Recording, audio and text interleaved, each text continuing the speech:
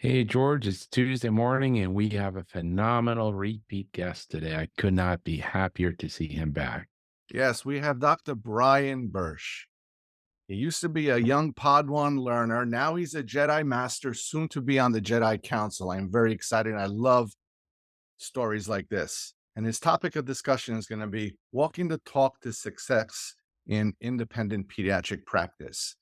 Something that's unheard of, but it is there. Brian is a personable, smart leader, husband, a father, who about a year ago left the big health system to open his pediatric practice. He has encountered great success and joy, and he is also leading by example. He just published his first annual report, which is impressive, and it's the subject of this conversation today. Welcome, Brian. Welcome. Thank you. Yeah, thanks for having me. It's a pleasure to be back with you guys and chatting this morning. It's been a wonderful year. We opened up in June of 2023, June 20th, and just about 14, 15 months in, and just lots of success on a personal basis as well as on professionally. So I'm happy to talk with you guys today and share some of our successes. Yeah, our first podcast was when you just had opened the practice, I believe, or I don't remember Yeah, that. I think we were less than a month open. So I Less than think a it month. was it was in July of last year and had been open maybe 2 weeks. I'm So excited to hear all the hard work and blood, sweat, and tears that you put into this. I want to hear what happened. Take it So, away. first of all, congratulations. Really very proud and very happy for your success and love that report that you put out that you're walking the talk, transparency, accountability. That is so enlightening and beautiful to see in a business, but more so in a pediatric practice. So remind our audience, what is Treasure Valley's mission? yeah, Treasure Valley Children's Clinics, our mission is to help every child live their most fulfilling life possible. So for us, it's not just about health because you can have the greatest health and have an accident. We've seen children hurt from not wearing helmets. We see accidental drownings. We see kids with multiple medical issues that may not be quote unquote healthy in the traditional sense. So for us, it's helping them and helping families live their most fulfilling life, whatever that may look like for them. And I'm giddy. Your first KPI in your report is 119 newborns. Why is that the first KPI and why do you measure that? Yeah, KPI, key performance indicator, right? So it's a indicator of your practice and what's things that are going on there. And for us, knowing that we're in Idaho, it's a very high growth area. We 51st of the nations for pediatricians per capita, so behind Washington D.C., Puerto Rico, those statistics. And we're one of the fastest growing areas.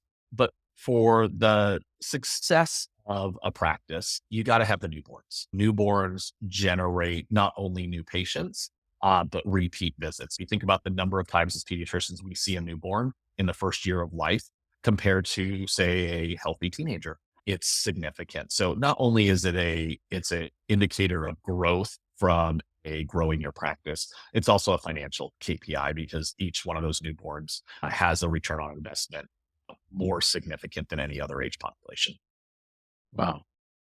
And then when I look at your stats on chronic illness, it tells a story of how much pediatrics has changed over the last 30 years that I've been involved.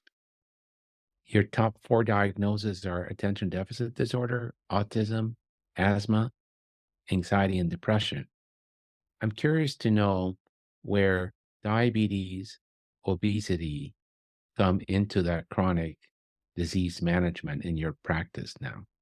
Is it? Yeah, I would say my practice is a little bit different in the sense that I've had additional training in mental and behavioral health. So I probably close to a decade now ago was part of the REACH behavioral and mental health program to teach primary care providers management of anxiety, depression, ADHD, etc. And so through that, I've really gained additional experience and interest in behavioral health and in an area that is short of child psychiatrists, let alone any psychiatrist. We've had patients kind of gravitate to getting, in a way, specialty care in a primary care clinic and in a primary care home, which is always our intent is to, as much as is appropriate we can, we want to keep kids in the medical home and then direct that medical neighborhood for specialty care. As it relates to obesity, yeah, I could throw up numbers of the number of kids that have an elevated BMI. I could throw up the numbers of kids that meet definitions for obesity. But it's one of those things. We do have a program locally for kids that called our lifestyle medicine pediatric integrated medicine program at the Children's Hospital that can be referred there. I manage a lot of that myself, though, too, through healthy living, counseling, not only during well child checks, but through follow-ups for patients that are engaged in that. And then type 1 diabetes, I do have a few patients with type 1 diabetes. Most of those, though, are managed through our pediatric endocrinologist locally at the Children's Hospital. So you find yourself sending out the kids with obesity to this specialty clinic, and they have the bandwidth to see them? No, so I would say that's probably for those that want it or really feel are highly engaged for their multidisciplinary approach that includes dietitian, physician, psychologist, and endocrinology. Those are ones that I tend to refer off. Those that have interest but don't feel that they need those wraparound services, we manage in the medical home through follow-up, through motivational interviewing tactics, and addressing not only the child's health and being and physical activity, but also talking about families' health, being, and nutrition and physical activity. So those statistics I highlighted in our annual report are really things that I don't refer out to. Those are almost every single one of our ADHD patients, minus maybe one or two that came into the practice already established with an outside provider, is being managed in our medical home. Just about every single one of the children living with autism. And one of the projects that we've been working on as a practice is with our state project ECHO on autism care and STAT training. So STAT training allows primary care providers to diagnose autism in children, mainly because our delay in our wait time for developmental pediatrics, it can be over a year. Hey, Herb, I have an interesting one. Why don't you enlighten Brian and tell him when we were young Jedi Padawan learners, what was life like then? What were our stats? What did we see? And compare it to what he does. Root bronchiolitis, ear You know, infections, cellulitis, neck cellulitis. ulcers, a whole lot of infection stuff. And all that stuff went away because we did such a good job with vaccinations. We even saw varicella, measles, all these things. Yeah, you have to be Whooping cough. every pediatrician was an infectious disease Yep. doctor. There's just no way around it. And the pediatric infectious disease doctors, they didn't have the bandwidth to see anything that wasn't in the hospital because it was just they didn't have time. There's so much, but yeah, that's all gone. I'm curious if there was a REACH program for obesity and metabolic syndrome and type 2 diabetes in pediatrics. If you would keep more of those patients in your practice. Yeah, I think we would. I think I've been part of a state quality improvement program that unfortunately dissolved a few years ago around and did focus on some quality improvement around obesity care. So I've been involved with a lot of quality improvement within our state over the last 12 years I've been in Idaho. And so one of them was around childhood obesity and managing it. Sometimes though the wraparound resources that can be helpful around psychology. So having a clinical psychologist, counselor, helping with motivational interviewing, having a endocrinologist that can sometimes just reassure family that there's not a underlying endocrinology reason for this, as well as then the nutritionist aspect. So there's definitely room to grow in so many different areas. We talked about it on the last podcast about this philosophy of crawl, walk, and run. At that point, we were in the crawl phase of just getting the clinic up and running, making sure we're providing the basics, the basic care. But there's lots of dreams around running with things like obesity and lifestyle medicine. There's a lot of things out there running with other aspects of care that will continue to set our clinic apart, but also continue to provide exceptional care that we feel our patients need and deserve. Yeah. And then on your report, you put culture up front. Why? Yeah. So I think with anything that we do, whether that's clinic, whether that's hiring and firing, whether that's your growth strategy or how you're going to lead. I think foundationally, what I've learned is if you have a foundational philosophy of how you're going to do something, you can always fall back on that. And so for me as a clinic, foundationally, it was having a mission that I could speak to and that I truly believe, and then having values that then help with decision making. And so that could be making tough decisions like hiring and firing based upon your values. That can be tough decisions on how do we go about providing the best care that allows us to be sustainable. So when I come to a business decision that's tough, I go back to my values, and our values actually within here are values that are in order of importance. So when I look at our values, our number one value is safety. If I can't do something safely, we shouldn't be doing it. So we make sure that we do barcode vaccine scanning prior to every single administration of a vaccine. We had zero vaccine errors in the last year, not a single instance of a vaccine being given that was ordered by me that was inappropriately given by an MA. That's one of actually the number one medication errors in pediatrics is vaccine errors, whether a vaccine given too soon or the wrong dose, the wrong medication given. And practices like ours, and I think a lot of other independent practices recognize that and set up systems in place to prevent those sort of errors. But when we go back to that, it allows me when I have to make difficult choices to have a foundation to stand on to make those difficult choices. So safety is our number one. The second is exceptional care and exceptional workplace. If our providers and our staff are burned out, they're not going to provide exceptional care. And so we have to make sure that our culture within the clinic and within the organization supports our physicians, our EPCs, and our staff. And that comes from my experience as a burnt out physician in a large healthcare system. Yes. But not everything you've done this year has been a success, right? So you've learned some lessons about hiring and having to let go some people the tough way, which is just Yeah. being a business owner. Yep. And there is an executive addendum to this annual report that's not publicly available, where I have outlined those good things, those bad things, and those future growth things, as well as specific business KPIs as well. And that executive addendum is for internal executive use only. That essentially helps that as I do strategic planning for the future and learning not only for now, but to share as our organization grows into the future of, hey, when we started this up, here's our annual report. These are all the great things we did, but here's some mud and here's the things that I learned from it. And I want to make sure I pass that along to, as George would say, the next Padawan learner of, hey, you have to try to hire, but you're not always going to get it right. So Mhm. go back to your values. And if you hired wrong, use your values to determine those next steps. And so that executive summary kind of goes into some of that mud, things that we're learning. I've taken this idea from crawl, walk, run to also then incorporate this idea of we are in an area of huge potential for external growth, of growing the clinic and having, at least in these initial phase, pretty big growth strategy that's centered around newborn care. But to support the external growth, you have to have the internal growth of the organization. You have to have the systems in place. You have to have the right Correct. people. You have to have those things.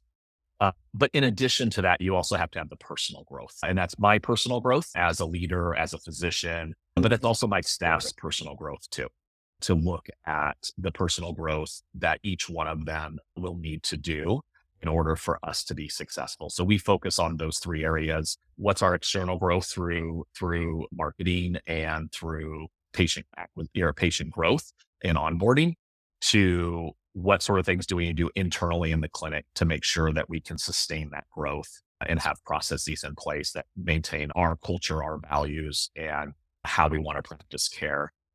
But there's a lot of personal growth that goes on with that as well. Yes.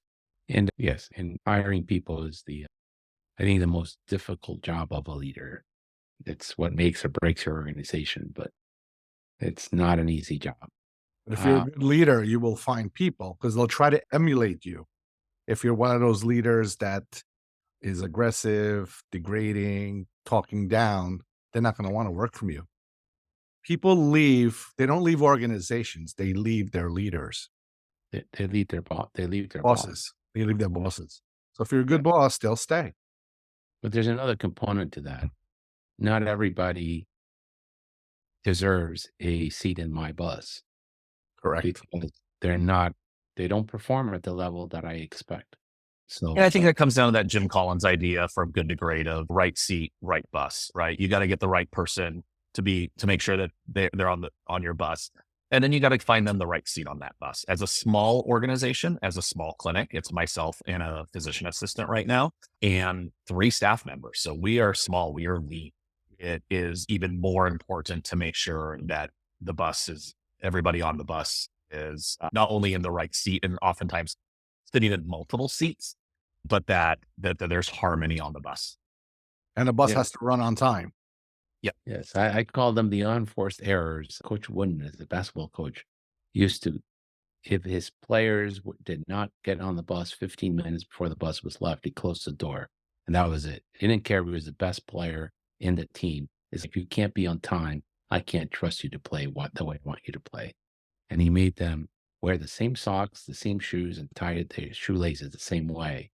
And his philosophy was, "I can't control whether we have a better team than the opposition because maybe they had a great recruiting year, and you can't help it. They got 3 superstars and I got none.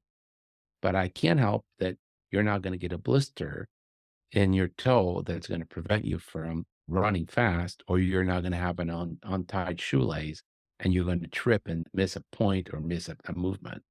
So, they are there's things that you can control and things that you can't. The things you can control, you should do them consistently well every single time and have zero tolerance for doing it. So that when things that don't you can't control come up, you do the best you can, but you're not gonna have an unforced error. And that's probably the biggest lesson that I've learned, Herb, through all of this is focus on the things you can control. And you can whine and complain about the things you can't control. It's better to do that in private, but things you can't control, you got to move on. So we went through the Change Healthcare payment crisis and our cash flow dwindled significantly to the point that we needed to go into our credit line reserves. Not something that I ever wanted to do or planned on doing. Luckily, it was 2 weeks that we were in there and we were able to pop back out of that stronger than ever.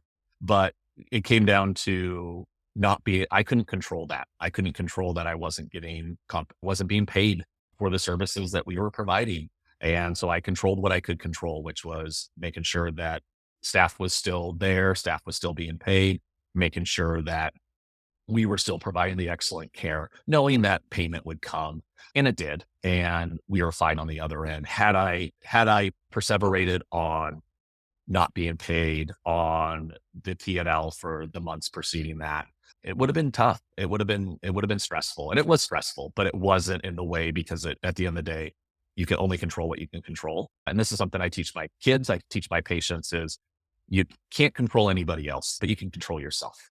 And so ultimately, if somebody's being mean to you or bullying you, all you can do is control yourself, your actions to other people, and in situations of bullying or other things like that, you can control your proximity to those people. But those same principles apply to running a business is you can only control what you can control. You control yourself, you control your attitude, you control your behavior around other people, even when you're stressed. And at the end of the day, focus on the things you can control and you'll come out the other side just fine. Yeah. As a business owner, the buck stops with you. So you have to resolve a problem. You need to get funds. Go to the bank, borrow money, go to your bank account, put it in temporarily until the money comes in. It's not, you have to resolve the problem somehow. You can't complain about it and say, "Oh my God, why always me? I get no money from the insurance companies. This technology, somebody else's problem." You got to fix the problem. That's Taught us that. COVID that's taught us that. a blizzard will teach you that. You get a blizzard that closes down every business for 4 days, and you see no patients for 4 days, that's gonna put a dent in your P&L, but there's not a thing you can do about it, and when you sign up to own a business, whatever the business is, you have to be prepared. Something's gonna happen, Yeah. and if you don't wanna deal with it, don't own the business. It just I happened think the chat. Yeah. here in Long Island with all this rain that we had. There's two big shopping strips, the left side, the right side. The left side where there's a bakery, a pizzeria, a bank, telephone company. There's 5 or 6 businesses there underwater, totally underwater. Water's inside their businesses. They're finished. The other side of the street, they're okay. They I got hope lucky. you're on the other side of the street. Yeah, they got lucky. Are you on the And I other think side of the street? No, we weren't. We were far away from that, but yeah.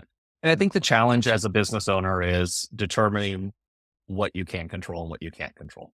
As most physicians are, most probably entrepreneurs are, we're A-type personalities. I would say I'm probably an A- personality, but I'm still an A-type personality. But at the end of the day, it's determining what you can control or what you can't control and then letting it go when you can't control it. But I think the hardest thing is recognizing the things you can't control. You can't control that you were on low ground. Maybe you could 5 years ago before you built, but you made a decision or you didn't think about it and you're on low ground and you flooded and you learn. And next time those businesses build, they're going to seek a little higher ground or better drainage. Yep. And Brian, why do you choose relationships over efficiency? Because I think relationships matter more than anything else. In the grand scheme of things. And that's not just care, that's life as well. I think relationships matter. And what, but I think relationships pay dividends. So when you have a relationship with a family and, say that newborn, you've seen them 6 times in the first year, and now they came back and they read an article in some kooky magazine or online about X, Y, and Z, and they want to talk to you about it.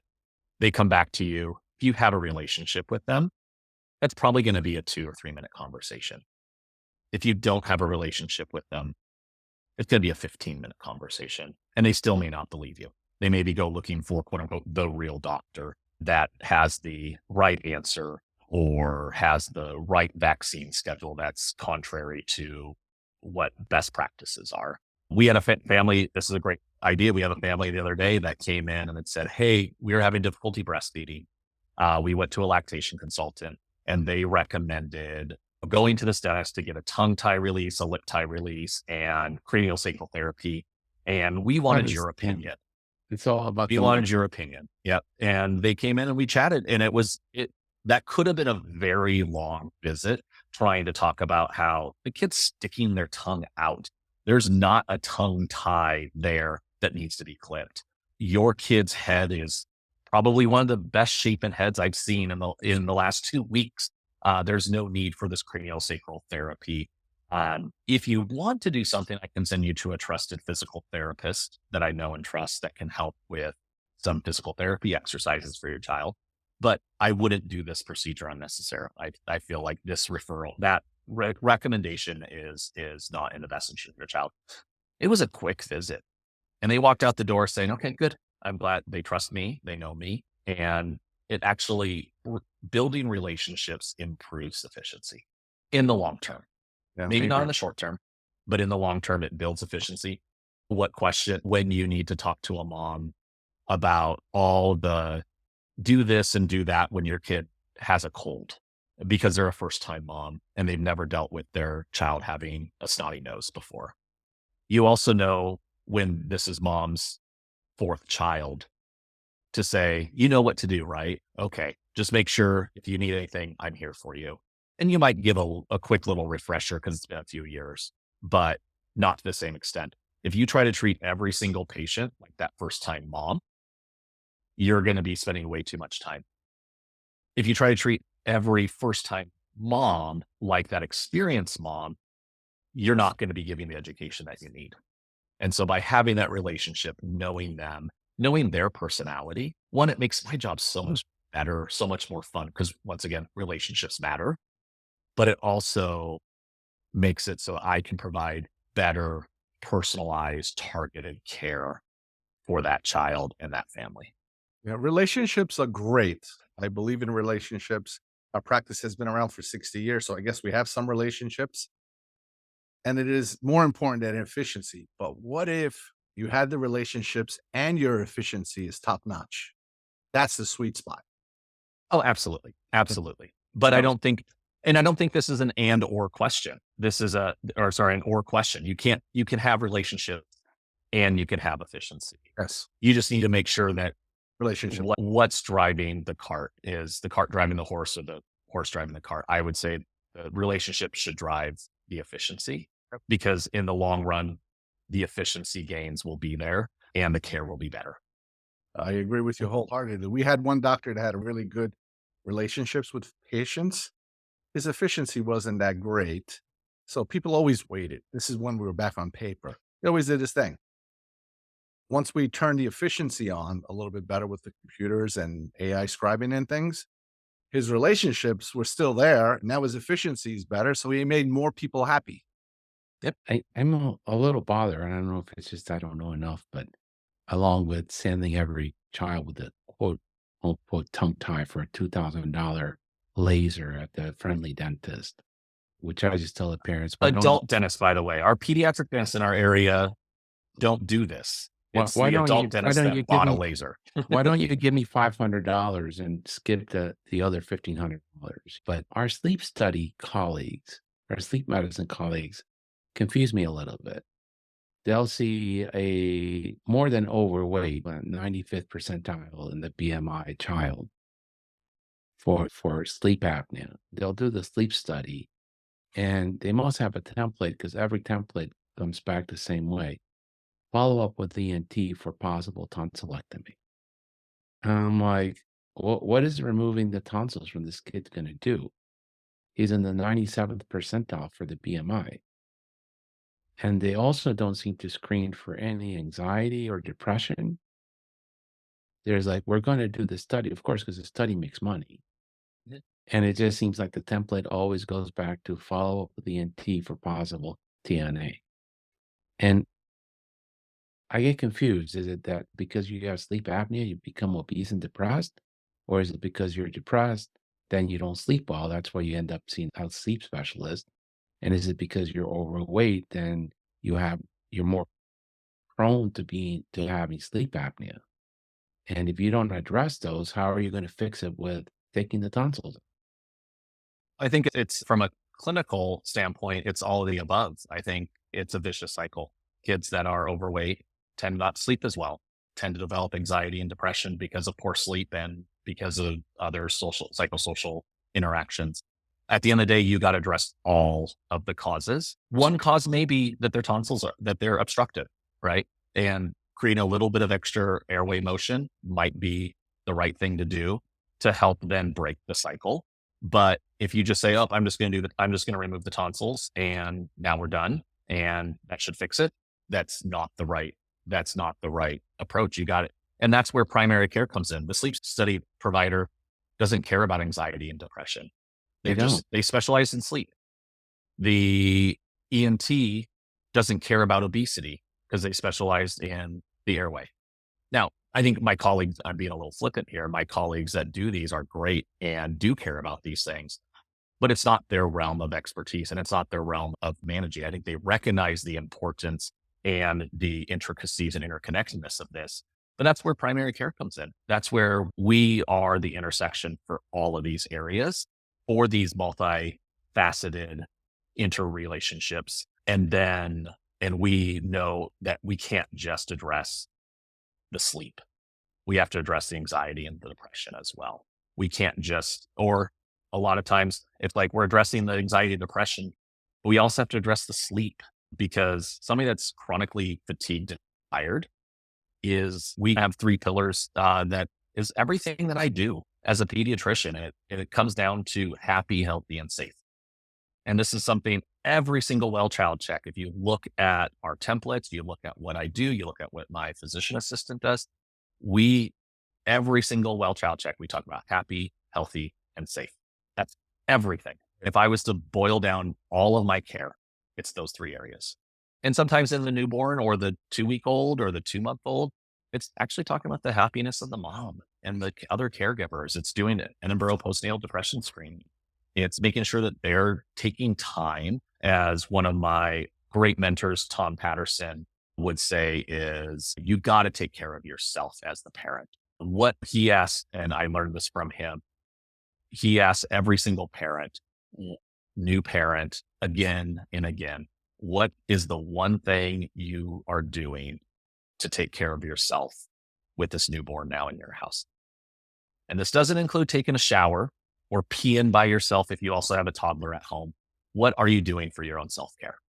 And that's the happiness portion for that young child, but then healthy and safe always. Yeah. Yeah. I ask them when are they scheduling their first date with their partner because the children grow up and you don't want to be like many families. The children go off to college and you haven't been on a date with your partner, and there is your roommates that have tag team their child rearing, and there's no relationship, and then it's all done. Dr. Patterson, I love his approach and I want to emulate it and I should emulate it. And this is a reminder for me to emulate it is he prescribes to families a date night that has to be completed before the 2-month visit. Oh, I love that. I love that. I've never Uh, read that prescription, but I love it. and I think it highlights the importance of that. When you take the time to prescribe it as a physician, it's not an, oh, by the way, take care of yourself. It is a, here's a prescription. Here's the medication that's going to keep your well being front and center. And it's going to keep your relationship with your partner front and center is a prescription for a date. And I love that. And something that I think we all can emulate. And I, he's one of the most fantastic physicians that focuses on ACEs and trauma informed care in our area. And I learn so much from him every day and things that I have a constant notepad. And I feel like whenever I sit down with him or in a meeting with him, I sit down and I come away with a list of things to add to improve my care and improve the well-being of my patients. Wow. How wonderful you have such a mentor in your life. Yep. We should get him on the podcast, George. Yeah, we could. Yeah. Give us the contact information. I'll get them. And so as far as quality, you use the PTC's dashboard to measure things. And I noticed, and I love it, that 99% of the time you're doing the depression screen. Is that you're following the academy's schedule of doing depression screening in every adolescent, or Yeah, so we in the Intermountain State area, we have a really high rate of suicidality among adolescents. It's probably one of the highest in the nation. And my work on some state quality improvement really looked at improving depression and suicidality screening within the healthcare system that I formerly worked at, as well as looking at just in our state in general. And the process that I carried over from the healthcare system was every adolescent, every time irregardless of what they're coming for. And the idea behind that is upwards of 30 to 40% of individuals that complete suicide have seen a healthcare professional in the preceding 2 to 3 months. And it may have been in urgent care, it may have been in the emergency room. Most of those are not mental health, depression related visits, but that is our opportunity to capture and normalize the discussion around our patients and particularly our adolescents' happiness and well-being.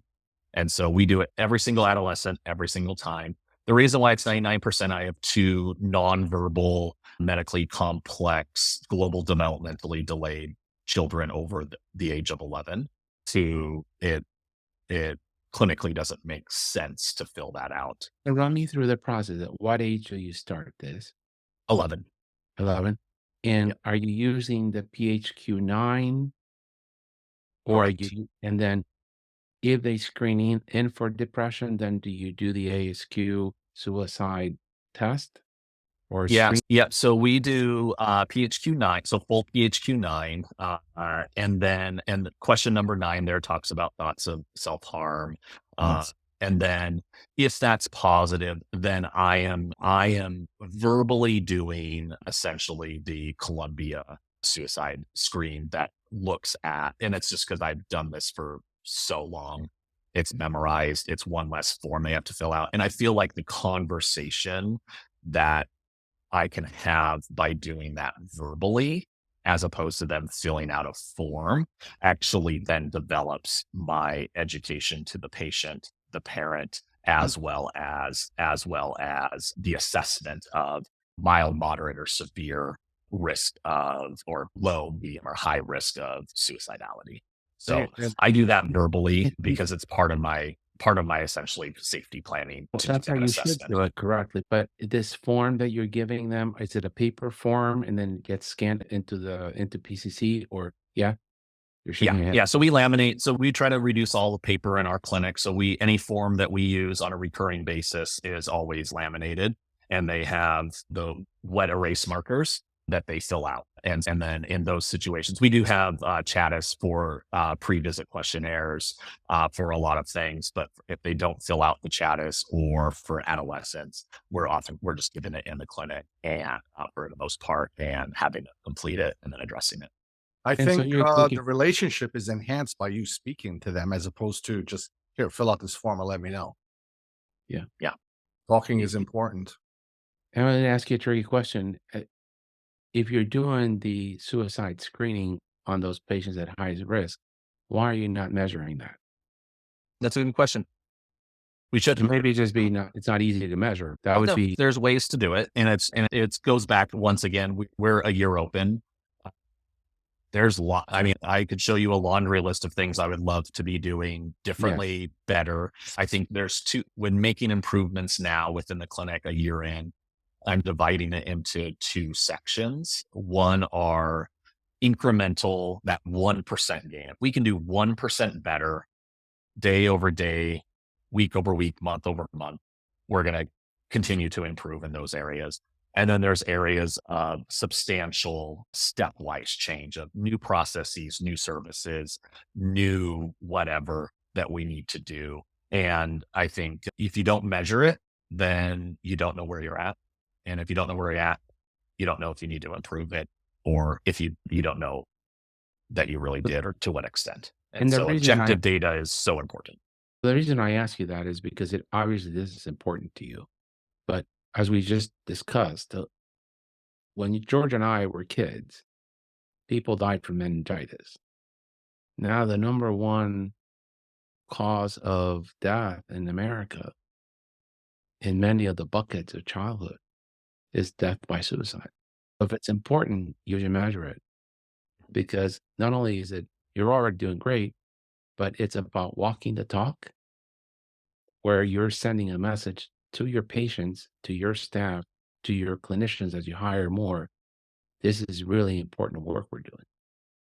It is And we important, can't, but you know what? The patients, the parent. I've had in the past year, 3 kids came in for regular routine checkups. The parents were oblivious to these problems. They left the office, sent to the emergency room, and admitted for 2 weeks with suicide. yeah, I mean, it's 3 happening. kids, If and you that's don't to ask, me, and that's to me, and I usually don't get a lot of the adolescent teenage girls with problems. I'm sure some of the other physicians get a whole lot more. if you don't ask, they won't They tell. share. Yep. So you have to ask and you have to become comfortable at asking.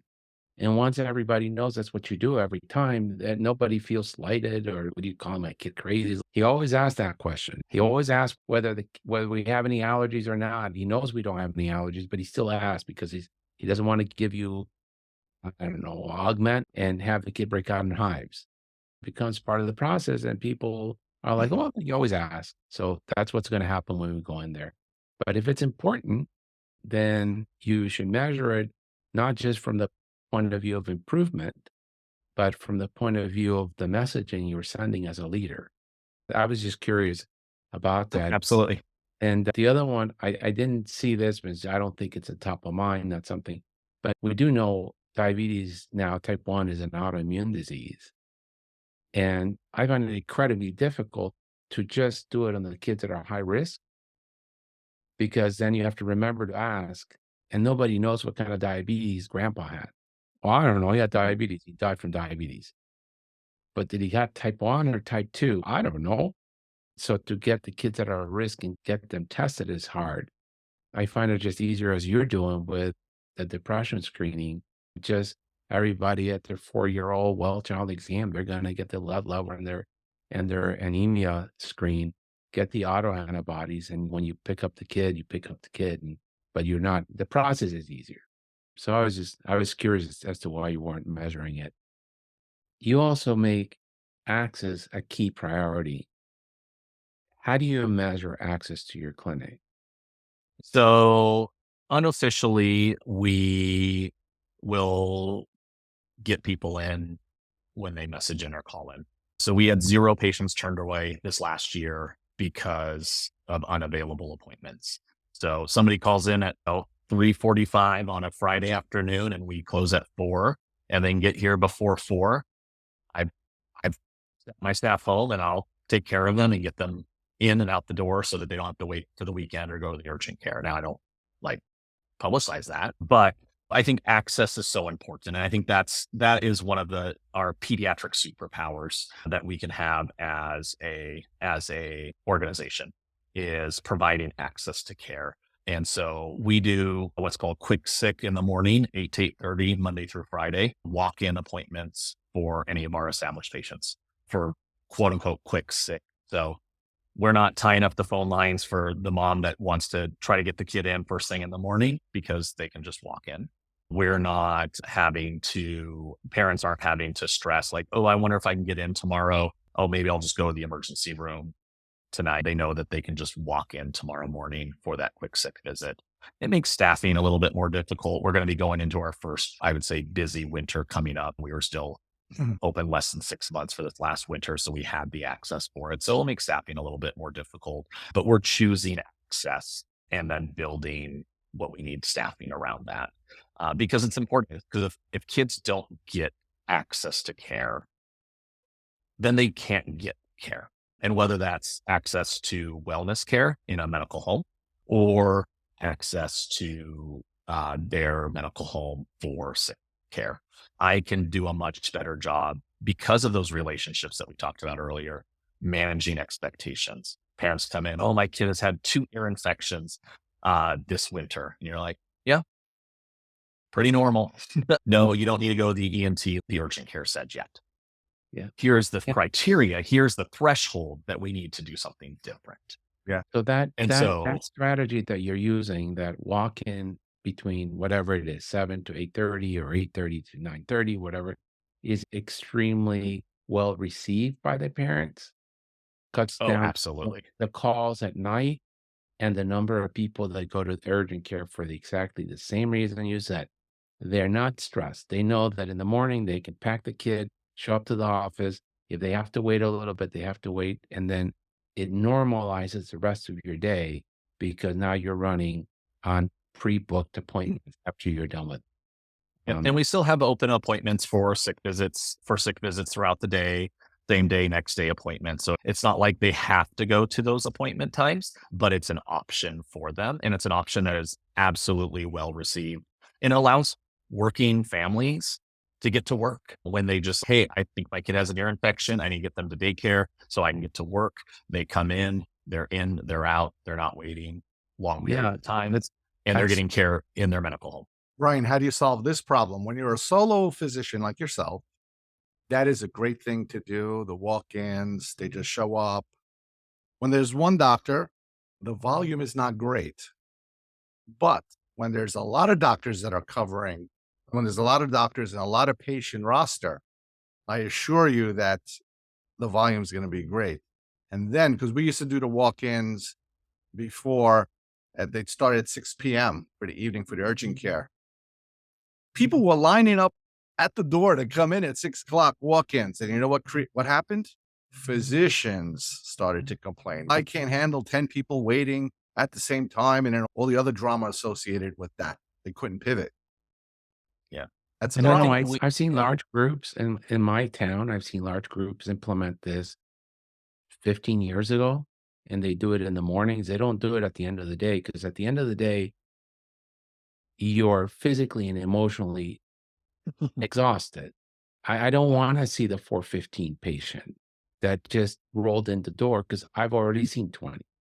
So they do it in the morning when you're not physically exhausted. And yes, there's a line out though, and back when there was all these infectious diseases, there would be a line out. The waiting room wasn't big enough, but they just had one or two physicians who did nothing from 7 a.m. till I think it was 7 till 9, but to do all the walk-ins. And the rest of them would get there at their regular scheduled time and start going through their schedule. And it worked. And that's our plan is we talked about, do we want to add this same concept to the afternoon as we hit the winter season? We made a decision as a team that, once again, going back to our values, exceptional care and exceptional workplace, nobody wanted to, we wanted to provide access. We wanted to be there, and we will provide access for those late appointments by keeping schedulable blocks open and double or triple booking at the end of the day on those days that are needed. However, we didn't want to have that emotional and draining, oh no, 4:30, what's coming through the door? I have no idea what's going to come through the door at 4:30 when we do quick sick in the afternoon. Whereas in the morning, it's like I get in there, my TA does it Monday through Thursday. I'm there doing it Friday unless she's out. In the wintertime, I round on the newborns 5 days a week in the hospitals. And so my plan for winter is I'll round a little bit early and I'll show up earlier to be available to jump in and see quick sick on an as needed basis in the wintertime, knowing that, hey, we might have 5 or 6 people show up. And our goal is we have quick sick from 8 to 8:30. We have a half-hour buffer to get ready for the day. And then 9 o'clock is our scheduled appointments. In the winter, that half-hour buffer is going to be playing catch up. But our goal is to have all the quick six out the door by 9 o'clock for our scheduled appointments. Brian, I commend you for doing that because that's the right thing to do. Unfortunately, it is old school mentality. And It is. and the doctors of today, I got to put little Johnny on the bus at 8 o'clock or 7 o'clock. There's no way I can come to you. And I can't stay after 4. I got to pick up Johnny from the bus. I got to do homework. I got to take the little league. How many Brians can there be? There's only Well, one. There's plenty of I think you build I think you build a culture though, Yeah. and you talk about the importance of it. So I think to that doc, you say, imagine you were a lawyer instead of a doctor, or imagine you were a maintenance worker at at a company, and you needed to get to work to pay your bills and so that you could feed your children. And you're you're reaching out to your physician's office and they said, I'm sorry, I can't provide you access to care. I think you have to frame it. We are, despite being probably the lowest paid physicians in the US healthcare system, we are still immensely lucky. Yes. We are immensely fortunate. Yeah. And I think we have to take our patient's perspective into account and go back to why we entered medicine, why we entered pediatrics. And then you make the decision from a business perspective and a personal perspective of, we're going to let some leakage of patient care out of our medical home because we have to. I don't do I don't do visits at 9 o'clock PM. I don't do weekend clinic as of right now because that's not sustainable for me and my family. Would I love to do that from a patient care perspective? Absolutely. Patients need care on the weekends, just like they need care on the weekdays. However, as a small practice, I can't do that. And I tell patients that, and they're like, "Oh, are you going to open up on weekends?" And I said, "Right now, my focus is staying married and not getting divorced. So if I do open up on if I were to open up on weekends right now, that my home relationship and home life isn't there." And patients actually, when you have that relationship, once again, they understand it. They want you to be available, and I'm available on call. I help take care of their needs, but I'm not going to have scheduled appointments during that time, this size of our organization, because once again, going back to our values, exceptional care and exceptional workplace, you're not going to be providing exceptional care if you're burnt out because you're working Saturday and Sundays as well as to your Friday. prior point, and you're walking your talk. When we said it's important for you to have a date night when you have a newborn, you're saying the same thing. It's important for me to have a date with my girls and with my wife in order to be here whole to take care of you during the week. If Yep. I am not whole, yeah, maybe I can open Saturdays and Sundays, but I will be so miserable that I'm not giving you what you deserve. So I have to take care of myself before I can take care of you. And that is a philosophy that I preach often. It is extremely important to take care of yourself. It's not selfish. You need to take care of yourself in order to give 150% to others. When you don't have anything left in the tank, in your emotional tank, you are of no service to no one, no matter how smart you are. So I commend you for that. That's the way you should do it. I have another question. You put a picture in your report that made me very happy for two things. One of it, we're in DC, and number two, George is not there. I have FOMO. He has FOMO. Major He's not FOMO. there. So why were you in DC, and why is it important? And why was that picture important to put into your report? Yeah. That's the most important thing. But Of course, of course. So I think it's important as part of our values is advocacy. People, we have, as pediatricians, we are the experts on kids, their health and well-being. And so I was in DC at the AAP Advocacy Conference advocating for really this year's focus was on two things. One being online safety for children. So passing legislative laws around online safety, knowing that the last laws were written in the early 2000s, the late 1990s for online safety for children, and things have changed. So it's having laws and these were bipartisan laws with sponsorships from both sides of the aisle for that. And then the second aspect was emergency response services with training specifically for pediatrics and being in a rural area where emergency service workers and critical access hospitals may not have a large pediatric population. And that's essential for kids' care. And as a pediatrician, I can have a voice in that. So advocacy is one of our most important things that we can do. It's why it's one of our values. And so we participated in our Child Abuse Prevention Month. We've participated in obviously the advocacy, and then Voices for Children, which is a nonprofit, nonpartisan organization in our state that really lobbies and helps our legislator try to advocate for good laws and policies as it relates to kids and families. And so with that, I think it's part of our job.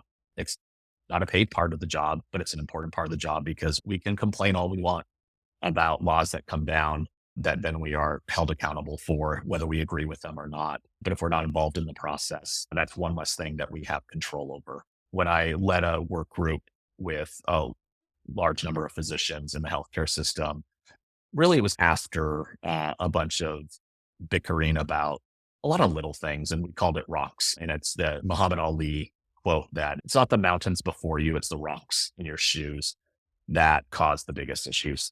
And so we had everybody for a month, every clinic had a jar. And when a rock appeared, something in their workflow, something in the way things worked, or something they would like things changed, they put a piece of paper with what it was in this jar.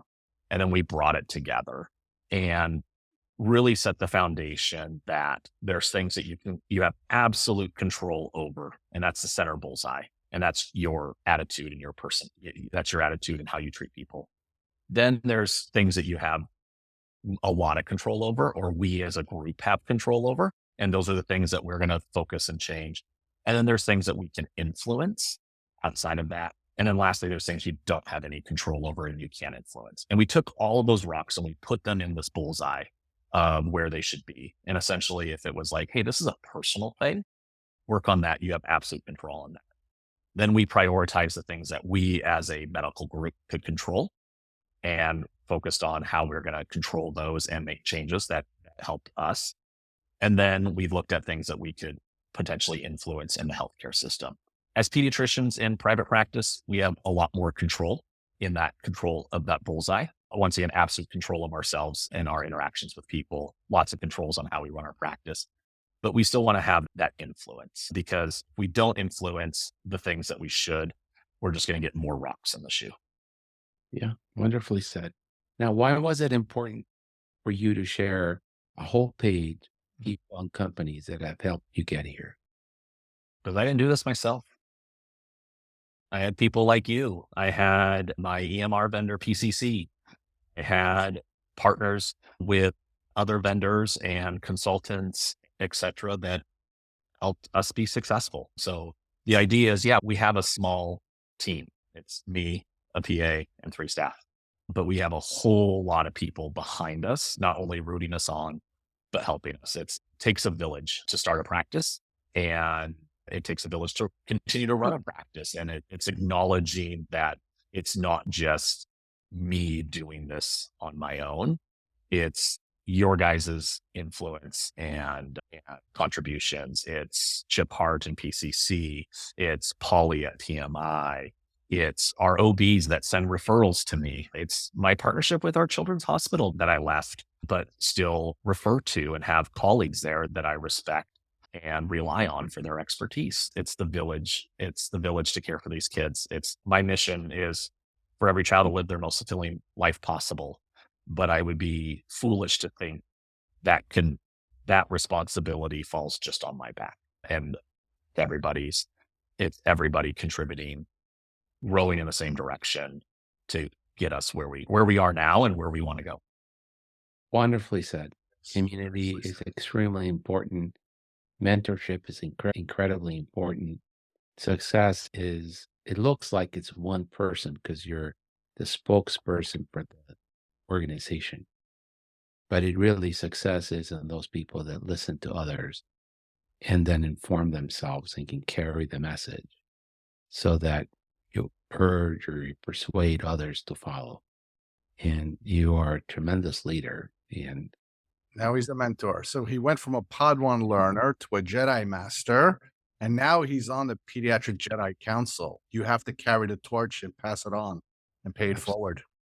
yes, and he will. Yeah, and I intend to. I think I'm the recipient of the Jill Stoller Award within the AAP SOPUM. So I'll be sitting on the SOPUM executive committee as a learner, but with really the intent that I want to give back, because for me this is the best professional decision of my career after deciding to go into pediatrics, was to live this dream and do this hard work, seeing the fruits of the labor even so early in the first year is so rewarding. And for me, I want others that have thoughts or ambitions for this dream to help them along. Would you Wonderful. recommend to new doctors or younger doctors or doctors 5 years into academic medicine to go into independent pediatric practice? Is it a good I would thing? Is recommend that I would recommend anybody to go into the independent practice, unless you're just want to show up, do the work, and go home. If you care about your community, if you care about your patients, and you care about providing the best care, I think that's the recipe to go into independent practice. Not saying that people that work in academics or hospital systems don't care, but if you really care and you want to make the most impact and the most difference, the independent practice route is the best route. If you look at my quality data from one year to the next, you asked me a year ago if I thought I was going to provide better care in my independent practice than I previously. And my answer was 100%. My data shows that I became a better doctor by 20 to 50% better in caring for kids by going to the independent route. I didn't become a better doctor. I didn't change. I personally grew over the last year, but having the systems in place, having the processes for care have improved the overall care of my patients and my community. And that's why I did it. And that's why I encourage other people to do it. so? Now I'm going to ask you another question.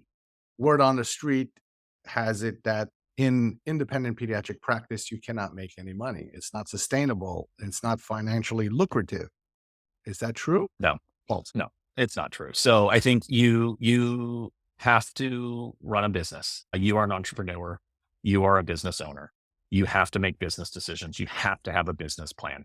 The first thing I did before I even said, "Hey, I'm gonna go on this crazy idea and open up my own practice," was develop a business plan that made sure that I didn't have to sell my house, and moved to a van down by the river, even though it seems like those camper vans now are pretty cool, that thing.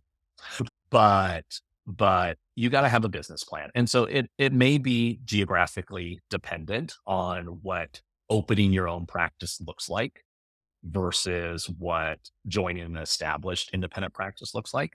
But a well-run independent practice can be as financially, if not more financially successful than working for the man. Do good quality medicine and the money will follow. But if you work for the man and you follow the money only, you'll never do good quality Yeah. medicine. I say Yeah. that all So the time. it's Yep. So you gotta have a business plan to say, can I make this work? And then you focus on the quality, you focus on the care, and the things will follow. That may not be true 100% geographically around the United States. There are areas where it may be difficult because of saturation of pediatricians and practices where your growth may be extremely slow and you're not going to be able to start up your own practice. But that's where joining an established practice that's well run might be the best option. But I think it's a fallacy to say pediatrics as a whole in the independent realm is not financially rewarding. And so, yeah, said. So now Good, your yes. turn. Questions you want to ask George or I? Yeah, I've talked about incremental, that 1% improvement mindset, and there's lots of things I'm doing there. From your perspective, though, seeing my annual report, and I think heard you mention some things around measuring depression, not or suicidality, and interventions there. But what other things would you say a practice like mine should be focusing on in the future? I'll take that question. I think the next level for you will be efficiency and access to care. You're efficient, but make the efficiency better. And access to care. The morning visits are very important. Maybe you need to get another doctor or somebody. If you get another doctor, expand to a little bit of later hours, maybe even Saturday, Sunday. I promise you, if you open Saturday, you will be full. If you do checkups on Saturday, you will be full. And I also promise you, you will have a hard time finding doctors to work with. Yeah. There's not another Brian, but Brian has to lead that charge. Brian has to work on Saturday to show that, hey, I'm the boss and I also work on Saturday. Yeah. What do you think? I think that you've done a tremendous job. It's an amazing job that you've done, and you're intentional. You have the right attitude. You have the humility to be a leader. And the next things are just mechanics. And the one thing I tell people when you're doing well, set some money aside for marketing. Always have money aside for marketing and don't stop marketing Yep. because we're a business and every business does better when they grow. And the way you grow is by marketing. But you have all the knowledge and the attitude to be a leader. And the other stuff is the easy stuff, the mechanics, Yep. putting the Yeah. And I process think in. Yeah. And I think the Awesome. other Wow. thing that I'm going to be focusing on this next year is once again going back to that external growth, internal growth, personal growth is internally we need to systematize things a little bit better. A lot of the work that we've done this first year has been just grit and grunt and getting it done.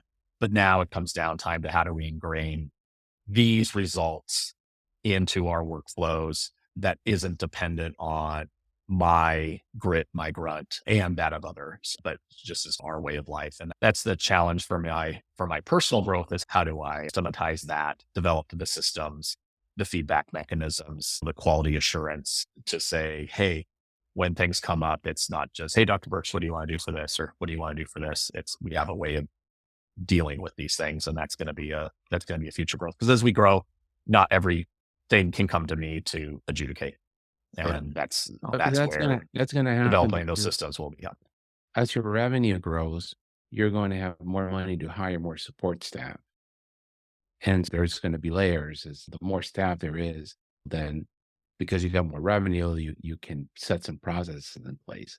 It's hard to really have a lot of processes and workbooks and this and that when it's four of you. And people just laugh. It's like, why don't you just tell me how to do it? And then now we know that's how you want it want it done, and we all do it the same way. Uh, but as you get more revenue, you'll have more people working with you.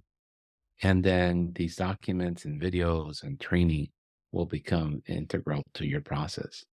You're doing a phenomenal job on it. I'm so happy that you're succeeding, not only for you, but for the kids in your community and for the whole country. You're an example of that pediatrics is well, it's alive.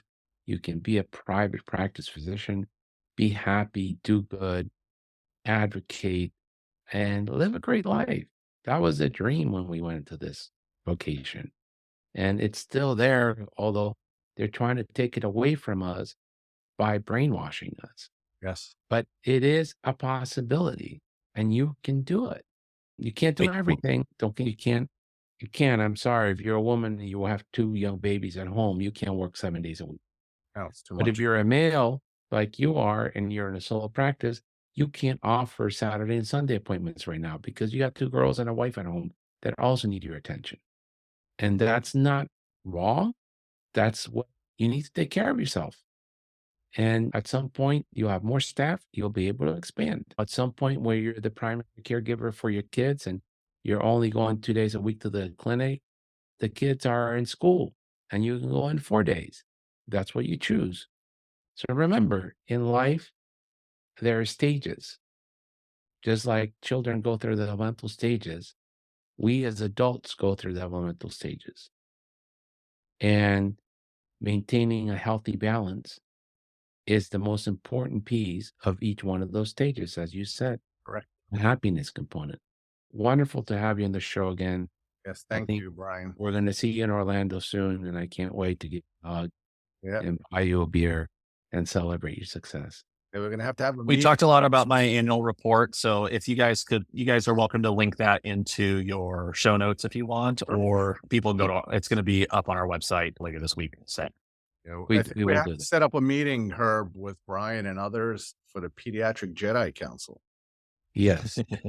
He's Yeah. now, I don't know who you want to be. You want to be Obi-Wan? You want to be Yoda? You want to be Mace Windu? Pick one. We definitely will work on that. Yeah. All right. We'll call you Yoda, Herb. Thank you. Yes. Thank you very much. It's All great right. to see you all right, again. thank you guys.